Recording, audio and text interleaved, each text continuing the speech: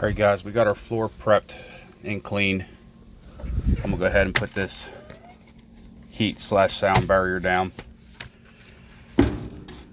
and then gonna go ahead and make the template and start working on the floor.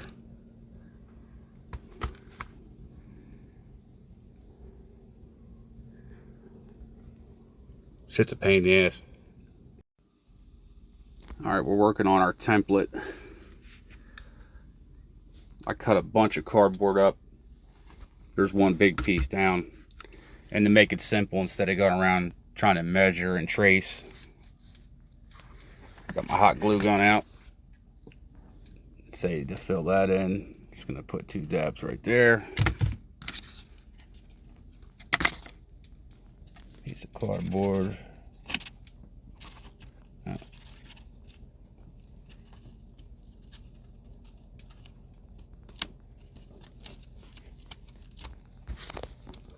Gives us the line we need.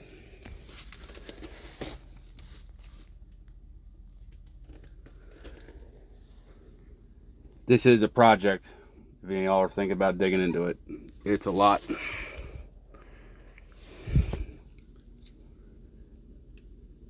At least this way, we know this fits. Like when we go to take it out, if it fights us, obviously there's a problem. Up here in the front, I wish I could run it in there, but it's just, I don't think it's going to be a thing. This thing has to be able to slide in as it is, so if there's any kind of ears on it, it would bind it up. But when I go to make my cut for the final product, I'm going to cut it a little bit big, test fit it, and just, I'm going to get it as tight as possible.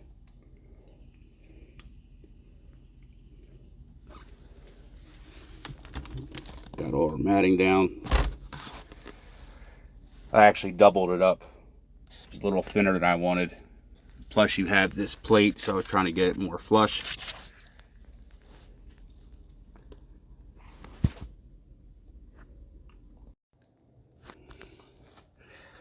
Alright, man. Back at it today.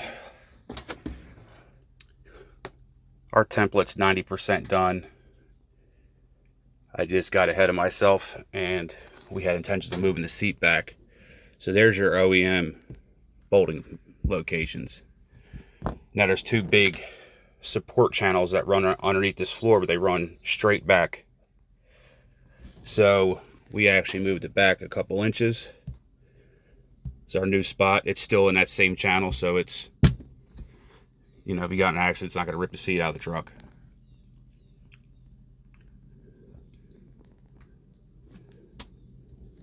That's how you do that without having to buy a seat bracket.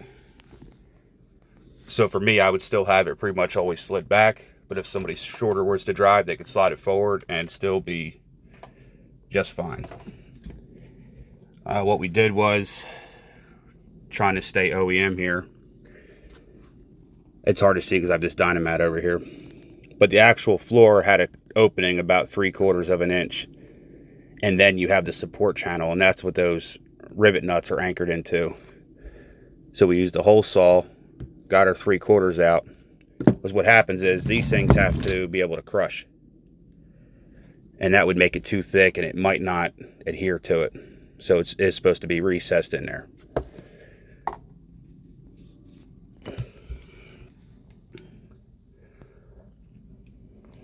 I doubled up on a lot of this Dynamat. Main thing, try to get the floor as level as possible. You know, I think the more time you spend with this, you just take your time on it. You're going to have a nicer finished product. They sell hand-operated rivet nut tools. I used to have one. Honestly, unless you buy a good one, they're kind of trash. It says forward and reverse. This does everything you need to do. Thread it on.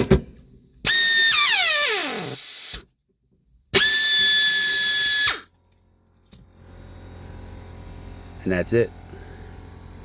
Super easy stuff.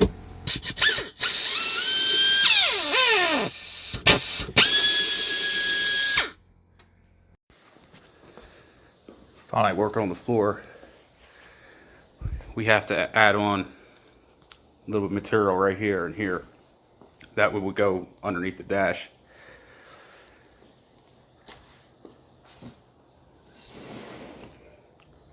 So these are just hot glued in place. It's just something, so I have something to clamp to. One goes there, other one for the other side. And we're doing epoxy resin with that. Also, I went a step further and drilled all these little holes, almost like a dowel. And I'm just going to use some of these finish nails, put a little bit of epoxy in there, stick them in, just to keep it from getting out of line with one another.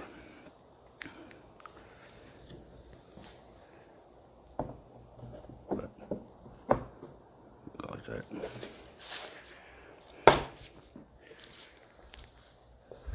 Got our clamps. And once this dries out, we can go ahead and cut out our floor. There's our template. It's an easy way to make it. Instead of trying to fight and make measurements. I didn't measure anything.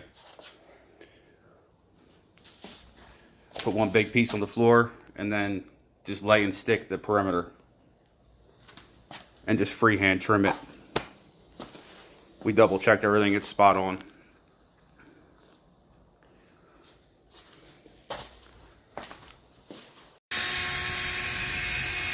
Got our floor all cut out. Just mixing up a batch of epoxy. Gonna add that, some black to it for a base coat. And then go get a shower and go out to dinner with the wife, because she's not exactly happy that I've been working on my truck the last few days straight.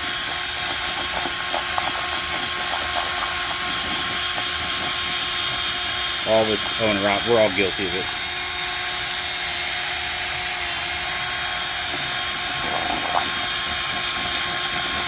We get so wrapped up in our jobs or our business, the truck, and you gotta remember there's people sitting around waiting that just want to hang out with us. Now, I've never done this before. Yeah, if I had $1 time I heard that.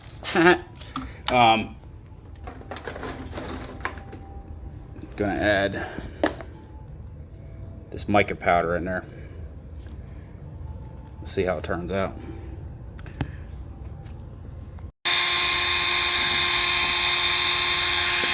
Got some pearl in there. Hell yeah. Hope this turns out good. It's been a lot of damn work.